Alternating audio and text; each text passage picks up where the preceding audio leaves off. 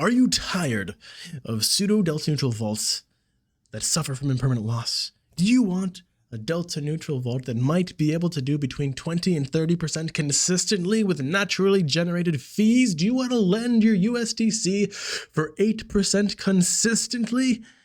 Well, maybe you can. Let's talk about that. I'm Steven, the calculator guy, also the founder of DeFi Dojo, the most knowledgeable crypto Discord in all of DeFi. And today we're talking about Rage Trade. What is Rage Trade? Why am I excited about it? And what does it do? There I am.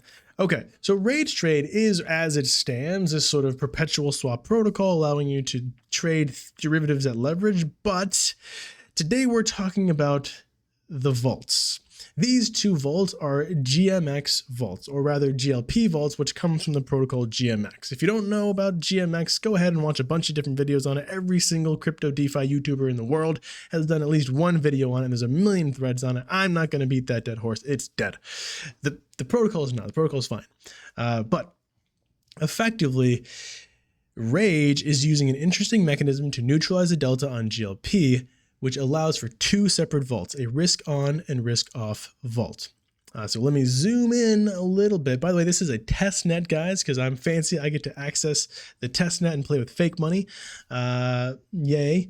But basically, you will have two vaults, right? Risk on and risk off. Risk on is not exposed to delta, right? A little bit confusing there, but no delta exposure. Rather, it's exposed to the P&L of traders on GMX. If you guys don't know, when traders win on GMX, GLP suffers. When traders lose on GMX, GLP benefits.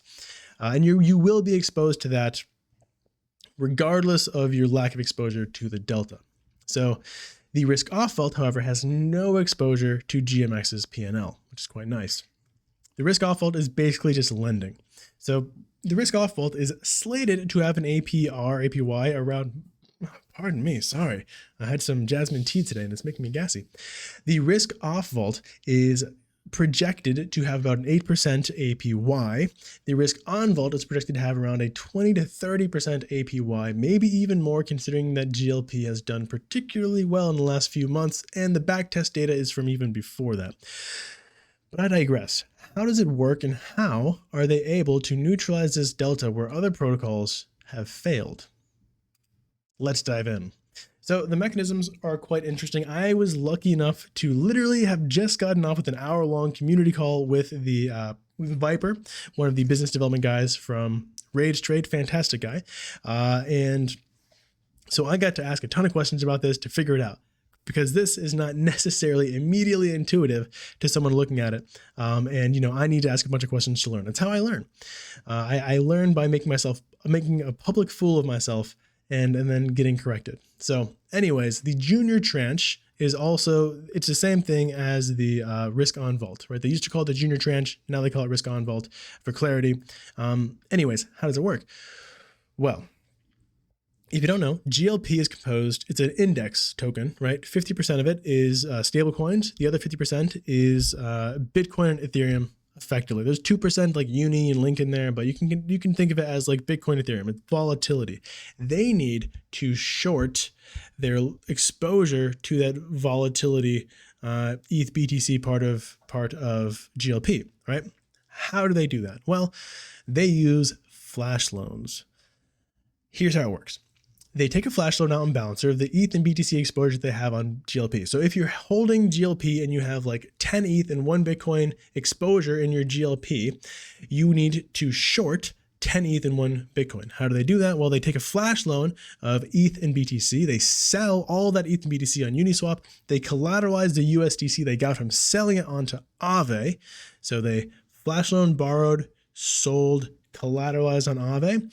And then they're going to borrow those ETH and BTC back and return it. However, they can't, right? Because if you only borrowed that much and shorted it, you can't borrow against it because of LTV issues, right? So here's where the senior tranche comes in. The senior tranche comes in and increases the health factor up to 1.5 relative to what they need to borrow. So let's say they need to borrow back 10 BTC, 10 ETH and 1 BTC. In order to do that, they need another, let's say $10,000, right, of USDC. They get that from the senior tranche. That's why the senior tranche exists. So basically, the flash loan provided a ton of the USDC for that short, and the senior tranche provided the additional USDC necessary to close that flash loan. This is how they can short their exposure very efficiently with high level of capital efficiency. So what does that mean for yields, right?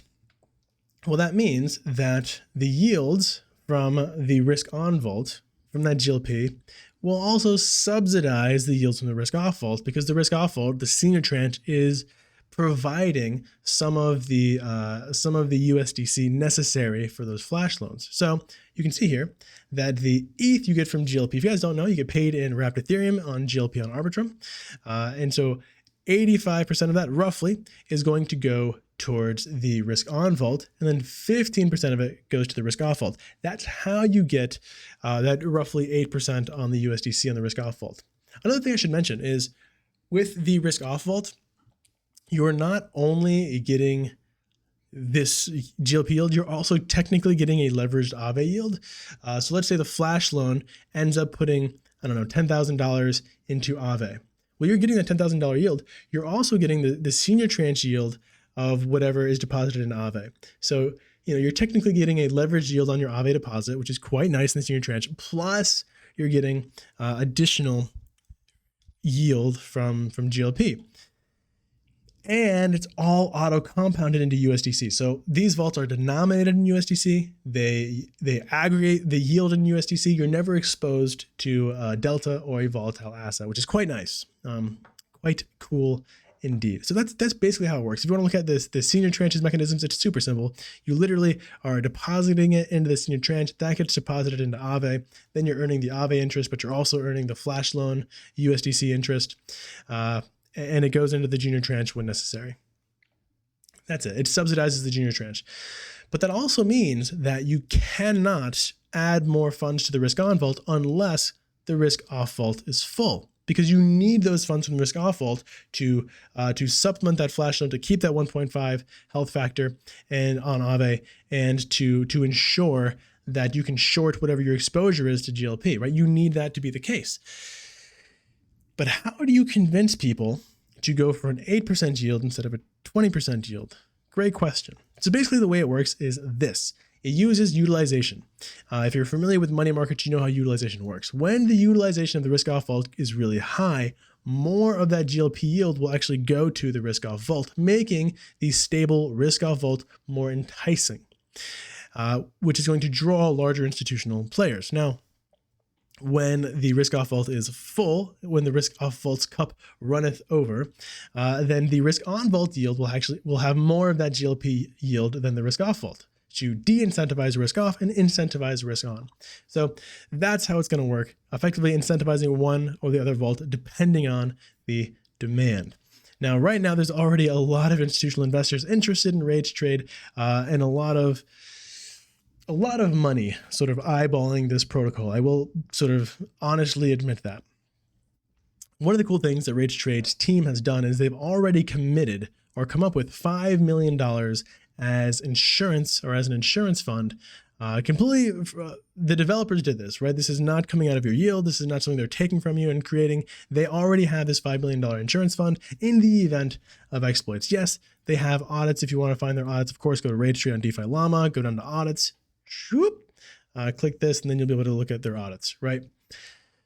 And they have another audit slated for, I want to say, January. Another audit in January coming up. It's kind of fun.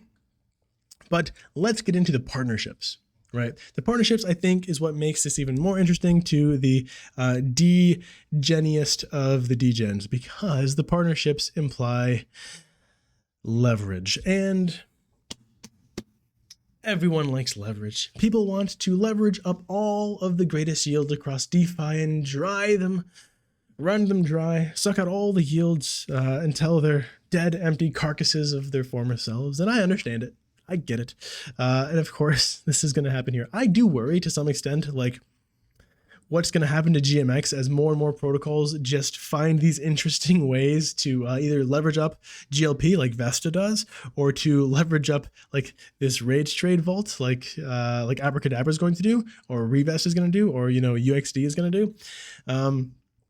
I just wonder. But also at the same time, I'm excited because GMX has proven something, and that is that a decentralized exchange, perpetual exchange, can compete, much like DYDX can compete with centralized exchanges to some extent, and at the same time provide incredibly interesting derivatives all across DeFi, right? And that's something. If we can have other GMXs, or maybe even things that innovate on GMX and become very popular, and we can use those derivatives, like GLP-like derivatives, on DeFi to leverage up and to, it gets really interesting. So I'm hopeful for the future, but also worried that GMX is becoming such a point of failure for many protocols of yield. All right, I'll get off my soapbox. So Abracadabra, Revest Finance, and UXD are some of the protocols partnering with Rage Trade. And all of these are pretty well-known protocols. Revest, maybe not as well-known now, but was once quite well-known. So let's just talk about them. Abracadabra, if you guys don't know, if you're from DeFi Summer, you definitely know Abracadabra. Shout out to my DeFi Summer homies. But Abracadabra is a protocol where you can leverage up yield-bearing assets quite substantially and do it quickly, utilizing their different mechanisms. The stablecoin MIM, Magical Internet Money, is the one that will be utilized to leverage up your yields here. Now, from my understanding with the AMA we just had with Viper from Rage Trade, Abracadabra is currently more interested in leveraging up the risk off vault, which is really cool in my opinion. 8% leveraged up a few times becomes very interesting very fast. And UXD is more interested in leveraging up the risk on vault. So that's also pretty cool. Let's talk about Revest for just a second as another one of the partners. So if you guys don't know about Revest, Revest is very similar to Pendle, which I did a video about literally yesterday, wherein they separate the yield of an asset from the principal underlying asset, and then they allow you to trade those things separately. But instead of having these being purely tokenized, they're NFT-anized, which I think is also tokenized in a way. But you'll have an NFT for your principal asset, like your Rage risk off vault. That'll be one principal asset. And then you'll have the yield itself being another asset that can be traded. Now, why would you want to do that? Well, maybe you looked at GLP's historical yields and you've seen that it's quite volatile. And you think, okay, well, right now, volatility is down. GLP's yield is down. I want to buy the yield because I know when volatility picks up, that yield is going to increase and I can literally sell the yield, sell the value of the yield for a higher price later, speculatively playing on GLP's yield. Kind of interesting, kind of cool, kind of exciting for that to happen. Now, I will say Revest was exploited maybe back in March. They had a reentry attack.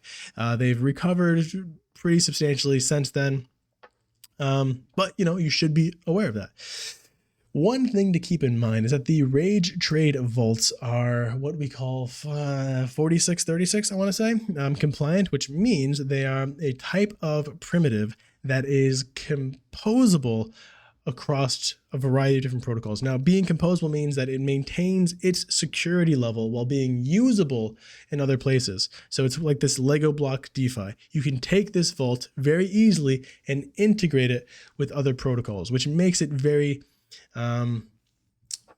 simple or, trivial to then put it on platforms with leverage and have your way with it. So that's basically it, guys. Like I said, we just did an AMA with Viper in the DeFi Dojo Discord. If you wanted to listen to that, if you wanted to listen to the recording, all that's going to be in the premium section of the DeFi Dojo Discord. If you want to talk about strategies, if you want to even interact with Viper from Rage Trade, he is in the Discord. He's one of the builders. And you could just literally go out there and ask him questions. Of course, you can do that in the Rage Trade Discord as well. But, just shilling my own Discord because I love it so much. The rate for DeFi Dojo Discord does go up in the new year. If you want to avoid that rate increase, you can sign up now with the 1-month trial. If you don't like it, you can leave. If you do like it, you can stay with the old rate in perpetuity, which is kind of cool. So consider that. Would love to see you there. Would love to have you guys hang out. That is all. Thank you so much for watching, and have a wonderful, fantastic rest of your